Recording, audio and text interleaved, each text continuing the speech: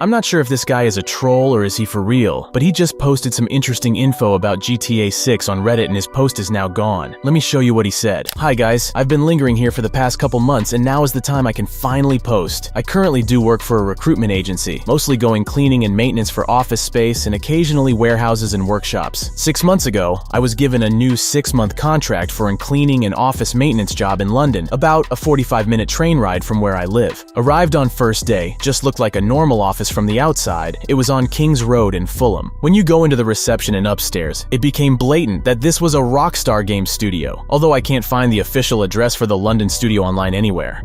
I would do the cleaning there, starting at 9:30 p.m. or 10 p.m. 4 times a week. There was a group of 3 of us. The offices were usually empty, but occasionally the devs would stay late and work till 11 or 12 p.m. They couldn't say anything about the game they were working on to us for obvious reasons, and all the monitors had privacy screen protectors, the ones where you can only see what the screen is displaying from a certain angle. Now, I'm a big fan of Rockstar but tried to avoid the leaks last year, so I'm not sure if you guys know all this, but from what I saw over the 6 months working there, this is pretty much all I saw and heard. I did not sign any type of NDA, so I'm assuming this is okay to talk about. The map looked huge. Saw it on a monitor briefly as I was walking past one of the devs. Looked like there was like 2 or 3 big clusters of roads, which I'm assuming were cities or towns. I saw it for literally 3 seconds. Brian Zampella is not in the game, as suspected. Sounds like he was originally cast to play someone, but it somehow fell through and now Brian is now taking the piss out of Rockstar by posting and teasing the next GTA on his Instagram. I heard the devs say, "Have you seen this cunt's live stream? What a silly prick." I could hear it was Brian's voice as he watched it on his phone. He also said something like, "Thank fuck that didn't work out." I guess that would also explain how he knows Joey Rubino, Ned Luke, and Sean Fonteno. I also saw some art for the game, with Jason and Lucia standing beside each other. Jason had a sawn-off black bandana on, pointing a gun at the store clerk. Lucia had a pistol, red bandana on, filling a duffel bag with liquor from behind the till. I also saw what I think was part of an advert, which had just a Grand Theft Auto logo with no 6 with September 2025 underneath. It was either the final frame of a trailer or some sort of advert. There apparently was some sort of last-minute change to the logo as I overheard the devs saying, "What have they done with that logo? Bit late to start changing things now, ain't it?" Apart from that, I don't think there was anything of much interest to talk about, but anything comes to my mind, I'll make another post, I guess. I'll try answering questions, but I will probably not know the answers. Also, mods, I have proof of where and when I was working if you want me to send it to you. Thanks. Alright, let's break this down to the basics. I'll skip the credibility issue for now, as we've received some kind of confirmation from the moderator of this subreddit, which I'll talk about later. The topic of the map is quite obvious, as he mentioned seeing 2 or 3 big clusters of roads. This partly coincides with the GTA 6 mapping project, a fan-made concept map of GTA 6 based on leaks from September 2022 and the first GTA 6 trailer. The map in the upcoming GTA will be huge, and from what we've seen in the trailer, it will contain a lot of details. One of the big clusters of roads he mentioned could be Port Gellhorn. As you can see, this area is located in the western part of the map.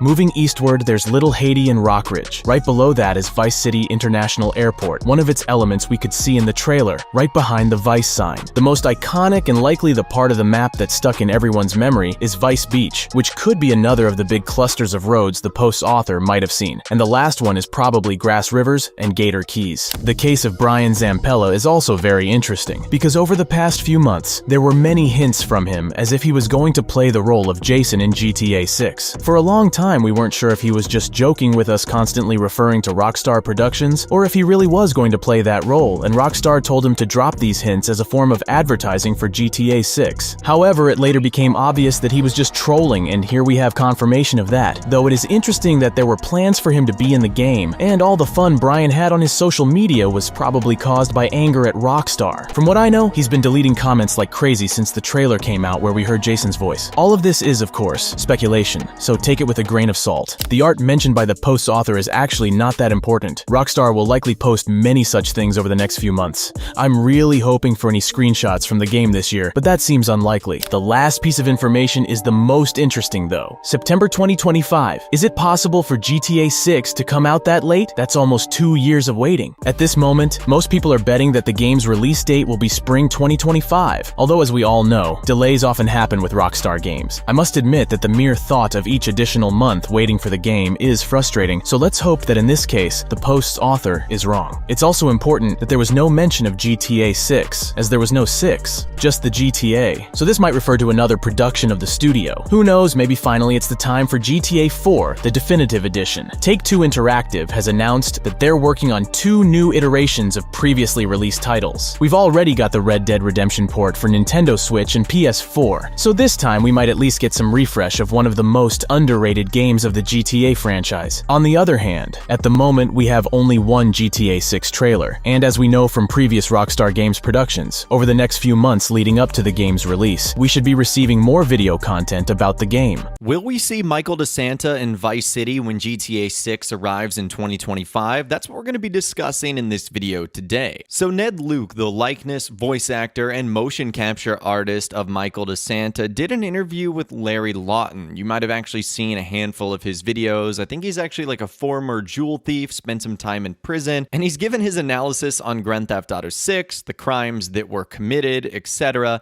And he actually did an interview with Ned Luke, and I think he might have slipped up a little bit. Now, nothing is 100% confirmed, but I'll let you guys take a listen to this short snippet of the interview, and it really does kind of seem like this was an uh-oh moment, and Ned Luke and Michael might have some involvement in Grand Theft Auto 6. Hey everybody, Larry Lawton here. I got a great interview. Michael from Grand Theft Auto 5 and Grand Theft Auto 6. He is here's Ned Luke.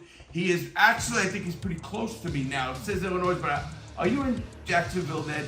No, not even close. 914. But that was a good guess. That was a good guess. And I'm not, we don't, GTA 6 is unknown things right now. So just to make that clear.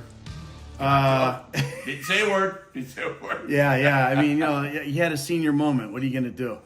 Yes, you get a lot of them too. Yeah, that's for sure. No, I'm in Atlanta, dude. So it definitely felt like that was a slip up there, especially if you saw his reaction. Now, just to play devil's advocate, he might be saying like, oh man, now people are going to be thinking I'm in Grand Theft Auto 6, but it still does warrant a bigger discussion. Could Michael DeSanta be in Grand Theft Auto 6? Let's talk about it from all angles. So the first angle we need to look at here is it technically possible from a Rockstar Games standpoint? And the answer to that is yes. Michael is in GTA 5, GTA 5 is in the HD universe, and we know Grand Theft Auto 6 is also going to be in the HD universe. So because of that, technically, Michael DeSanta is able to return in Grand Theft Auto 6. No problem there. The only characters that won't be able to return are the ones from GTA Vice City, San Andreas, and Grand Theft Auto 3, as they are a part of the 3D era, which was a different universe than GTA 4, 5, and 6. Now, the next part is story-wise. Does it make sense for Michael DeSanta to be in Grand Theft Auto 6? And the answer is kinda.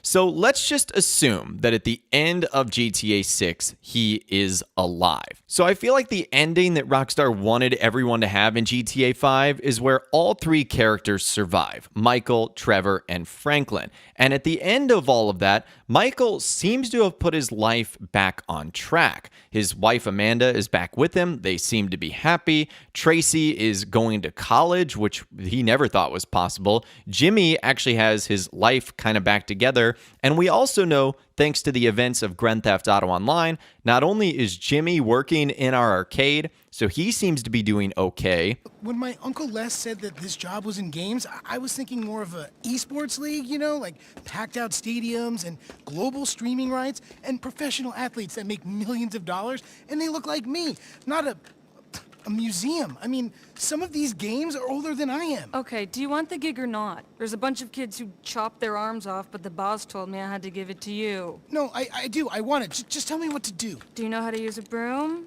Wendy! Hey. Hey, how's he doing? Actually, don't tell me. Jimmy, everyone has to start somewhere. I know. This is not how privilege is supposed to work.